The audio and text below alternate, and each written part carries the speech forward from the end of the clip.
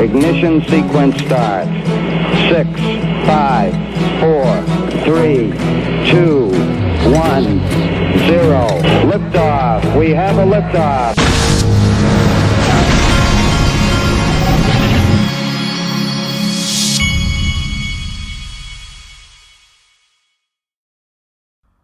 Hey everybody, this is the Digital Asset Investor. With all the corruption that we have seen out of our government over the last few years, this just sickens me to watch this. I don't even know, the more I see of this whole Ukraine thing, the more I'm thinking, what are these corrupt politicians hiding over there that they're shoveling money over? I mean, I've lived a pretty long life. I'm 49. I've never seen our country shovel money to some country that they obviously, I don't know what they're running out of Ukraine, but they're covering something up. That's becoming very obvious.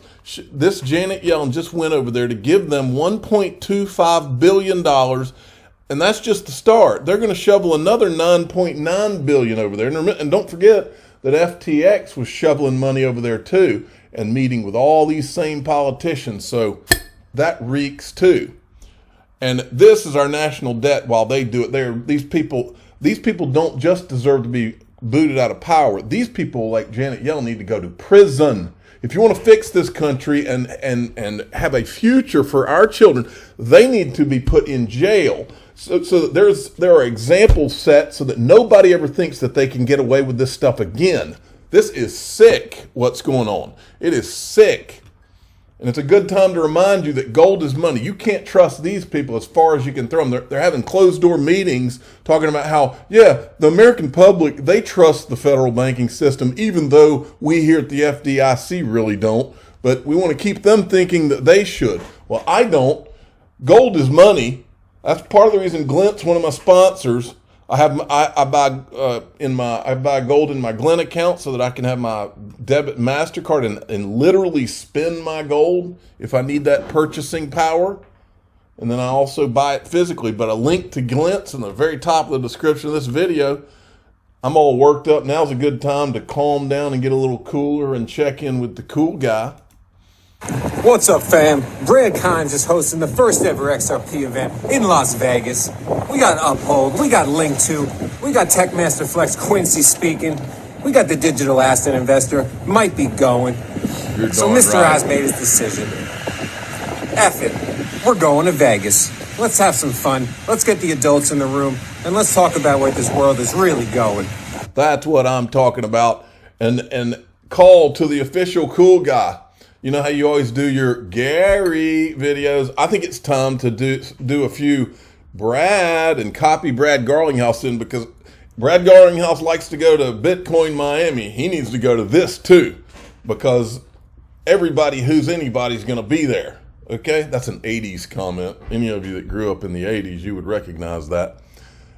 We used to see all the cliche movies where the kids are doing drugs or alcohol, and they're like, come on, everybody's doing it. Well, Brad Garlinghouse, everybody's doing it. Ripple needs a presence there, and I think Brad Garlinghouse should be there. Now, there's a little bit of drama here, and I met Matt Hamilton, and he was a nice guy. I think he's a above board guy, but they're basically throwing around accusations. He said he's running bots, but downplaying what his profit margins really are.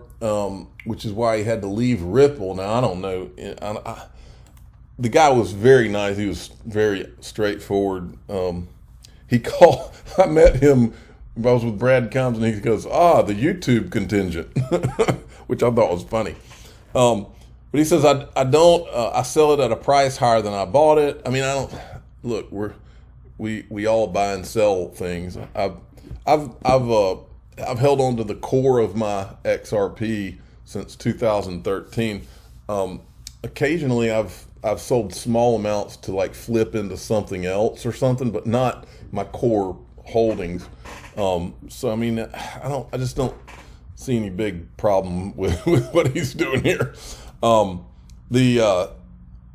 anyway, basically he's talking about it's like a it sounds like trading bots or something. And he says here, you can look at the transaction history. I've been running a market maker on the XRP ledger since 2017. I openly talk about it, including in my CV and my interview joining Ripple. This is not some grand conspiracy you've just uncovered. See, like one of the things that's in the Ripple lawsuit is about like Brad Garlinghouse and Chris Larson selling some of their XRP and all that. And those things, a lot of people got angry about that. I never did, because I always assumed that these guys who had spent all this time working and building this company, that they had probably cashed out on some along the way. I mean, I kind of always assumed that. I never cashed in on my core holdings of XRP, but anyway, I wouldn't give Matt Hamilton too big hard of a time about that. Now, this is interesting because this woman is a person that interviews and writes books, interviews people in intelligence and writes books on the intelligence community. I think she's involved in writing that show that I'm about to start watching that's based on Patriot Games. Remember the Tom Clancy stuff, the one that's on Amazon with the guy that was in The Office. I was going to start watching that. I'm finishing up Peaky Blinders. I'm in the last season, and then I'm going on to that one. But anyway, listen to what she says right here about, she asked these guys in this thing a question, and when she asked it, I could tell by the look on her face. She's asking about their leader. She's referring to Satoshi, and she's more or less asking, why do you trust that this person is who you think it is? Or just because these guys in their mind, they have it pictured, Satoshi pictured as something I don't think it is, which is some libertarian great guy that's just held onto this wallet. Well, no. That is not what it is. Watch this. Now, with that said, I do also know a number of serious players in your world who I have a very strong suspicion / almost certainty consult with the intelligence community. So there is I think I'll take it a step further. I think that there are a large percentage of the Bitcoin leadership people are right there involved with it, because these aren't stupid people. These are not people that would be out telling people to buy Bitcoin unless they already knew who started it. And the reason I say that is because there's too much freaking liability. I'll get into that more in a sec. Quid pro quo there, because the crypto community, as far as I can tell, and certainly the individuals I know that I have, communicated with in other areas, have no intention of being a hostile player. So they want to, my understanding is the leaders of the crypto community want to be able to maintain pseudonymity, right? But not anonymity. They are saying, wait, I am identifiable. I can tell you what it is you would like to know. I am not a hostile player. We. Right? However, we are making our own new rules. And that's where it becomes a bit of a détente. Listen to a bit of a détente. Now listen to what she says next. And that's where I find cryptocurrency, this world, extraordinarily interesting, because more will be revealed. More will be revealed? What does that mean? When I hear more will be revealed, you kind of I think I captured in the next one what she says at the beginning here.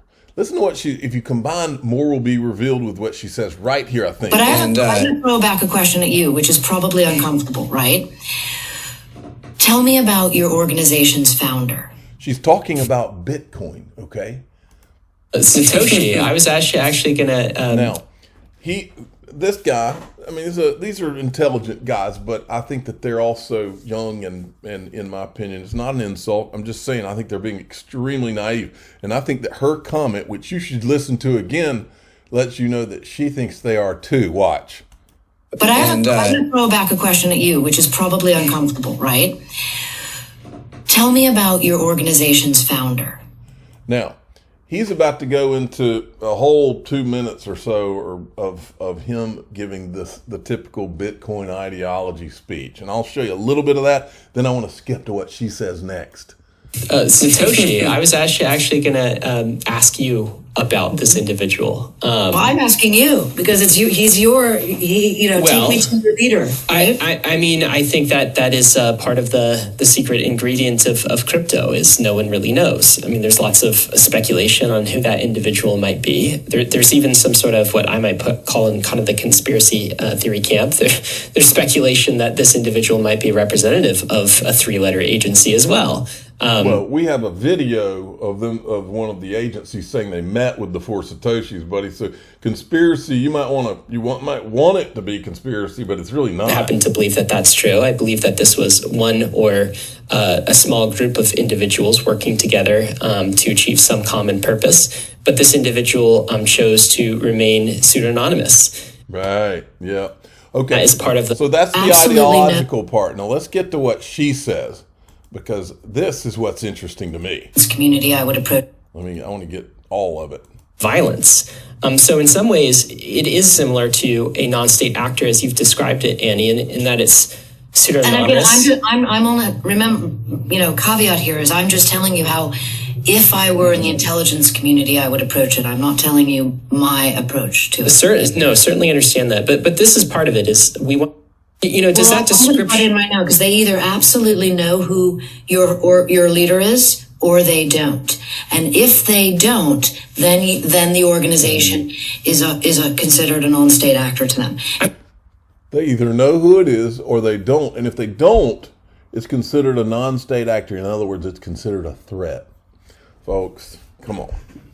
Come on. They do, then they have a lot more power than you think.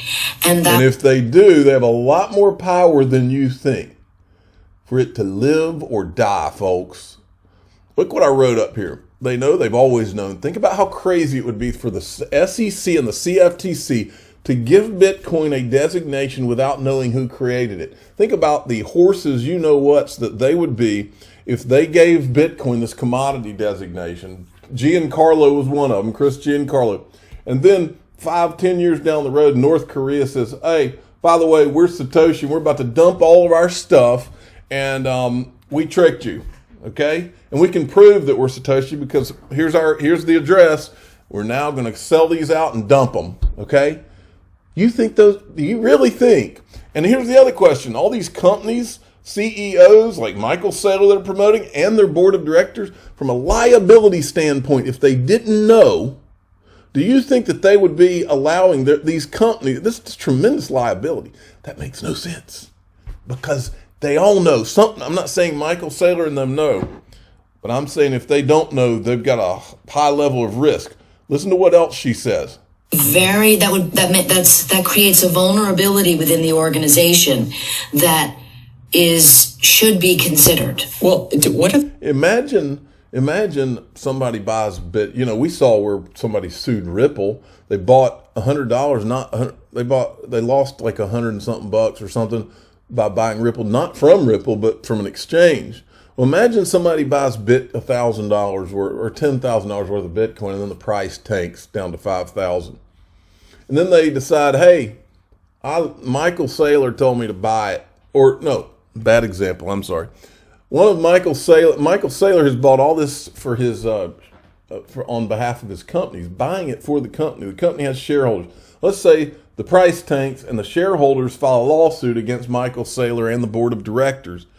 And in court, the board of directors and Michael Saylor have to explain in a lawsuit, yeah, we thought this was a great investment, even though we didn't know who created it. Who do you think is going to win that lawsuit? Because they have a fiduciary responsibility to manage the risk of their shareholders. I mean, are you kidding me?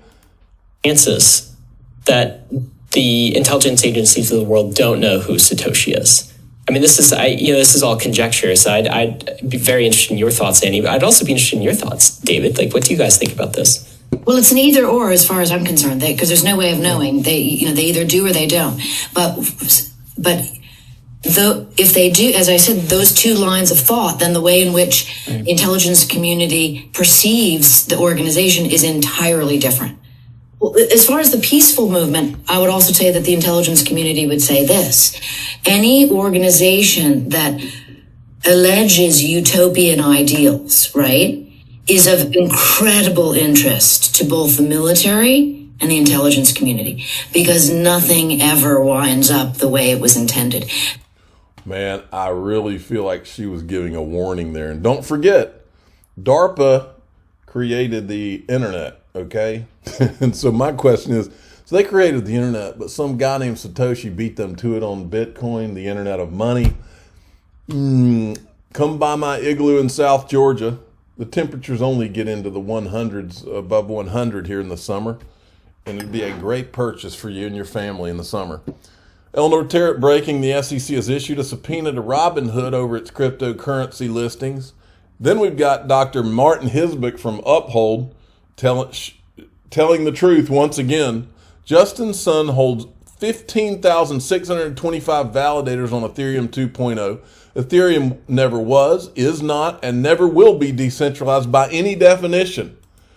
Well, we know that the engineered Hinman Ethereum Free Pass speech was based on nothing in the law. It was a group of SEC and private industry people getting together to BS their way out from under securities laws to pad their pockets, and they all know it. And here's the attorney, I'm drawing a blank on his, Lewis Cohen, explaining this.